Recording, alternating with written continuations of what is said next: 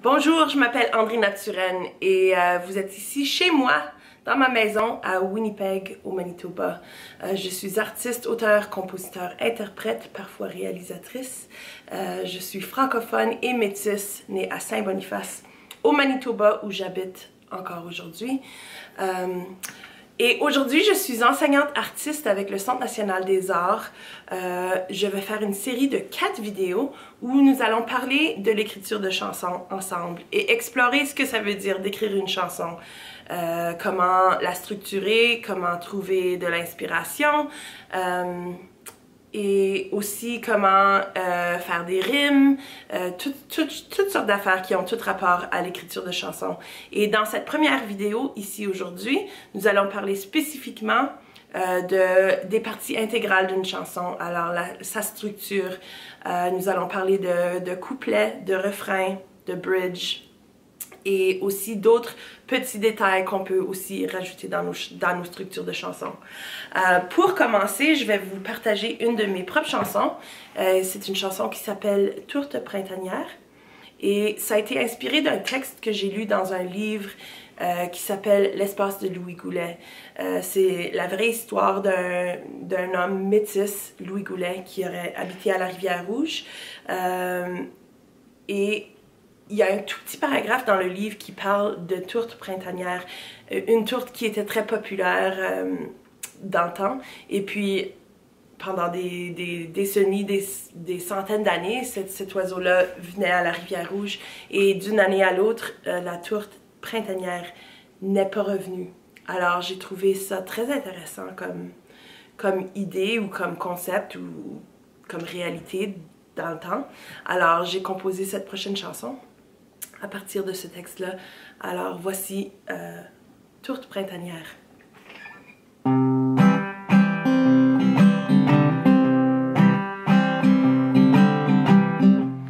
Au temps de la prairie, grand-père nous racontait que parmi les oiseaux de plaine, les tourtes printanières y étaient. Elles se sont envolées, elles ne sont pas revenues. Et d'une année à l'autre, elles ont toutes disparu.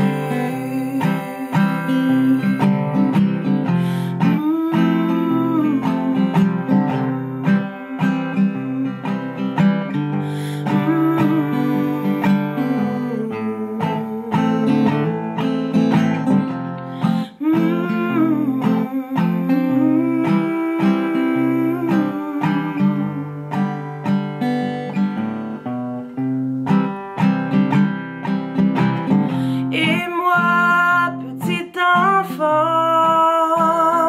oh, mais j'attendais le jour où toutes ces tourtes feraient leur grand retour. Elles se sont envolées,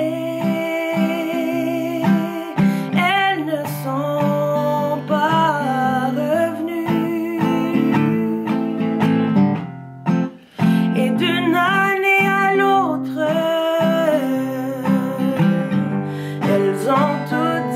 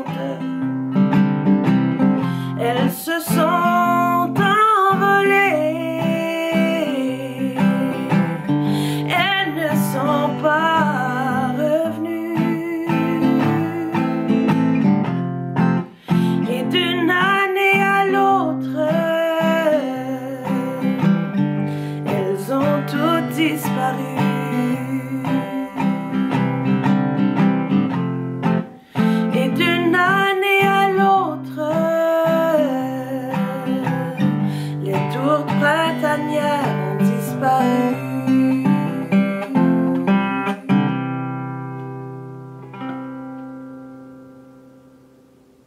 Alors voilà la chanson des tourtes printanières. Quand on regarde à cette chanson-là, on peut déterminer où est le refrain. Le refrain, c'est une partie de la chanson qui va revenir. C'est souvent la partie qui revient le plus souvent. Et puis, si on pense à un crayon, c'est vraiment la mine du crayon. C'est la partie la plus aiguë, la plus affilée. Alors, quand on parle du thème de la chanson, le thème le plus aigu, le sens le plus aigu du thème que nous allons retrouver est d'habitude dans le refrain.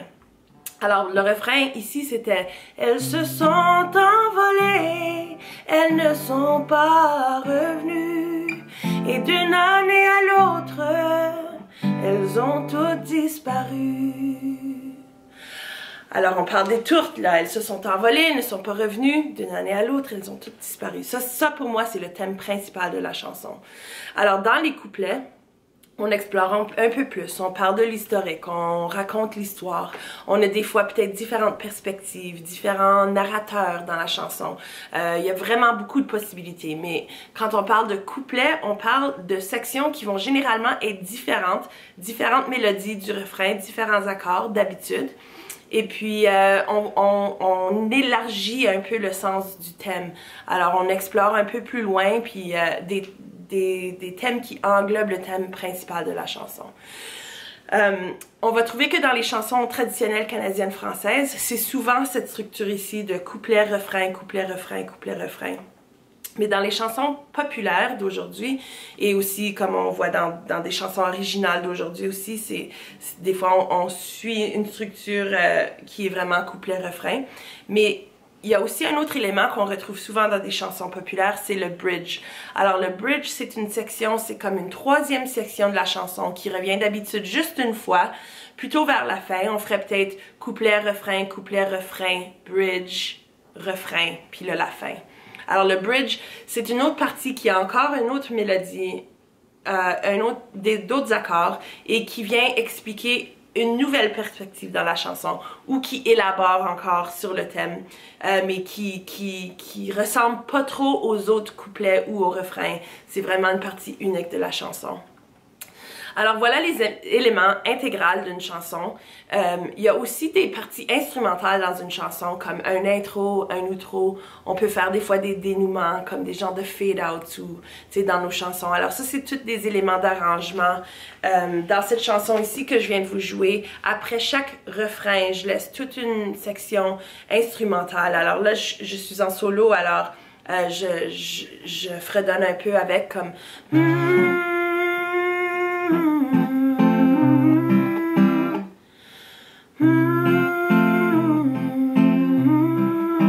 Alors, je fais des éléments comme ça pour remplir l'espace de la section solo. Mais si j'ai d'autres musiciens avec moi, c'est eux qui vont jouer, qui vont remplir ces sections-là avec des solos. Alors, aussi, il y a des sections instrumentales qui font souvent partie des chansons. Et des fois même, ça vient avant ou après le bridge d'une chanson, ou dans le début, ou la fin. Alors... les structures de chansons sont quand même assez flexibles. Il faut juste que la structure se marie bien à l'idée et au thème que tu veux avoir. Alors, pour moi, avec cette chanson Tourte printanière, j'ai vraiment senti que couplet, refrain et section instrumentale allaient vraiment pouvoir porter l'essentiel de la chanson que j'espérais communiquer. Alors, voilà, pour les structures de chansons, c'est à peu près ça. Si vous avez des questions ou des commentaires, n'hésitez pas de laisser ça dans la section de commentaires ici. Alors, je vous invite à suivre la série de 4 vidéos. La prochaine vidéo va parler de trouver l'inspiration pour le thème d'une chanson, comment trouver l'inspiration et comment générer des idées pour remplir les paroles d'une chanson et comment explorer un thème. Alors, soyez avec moi la prochaine fois où nous parlerons de ces éléments-là.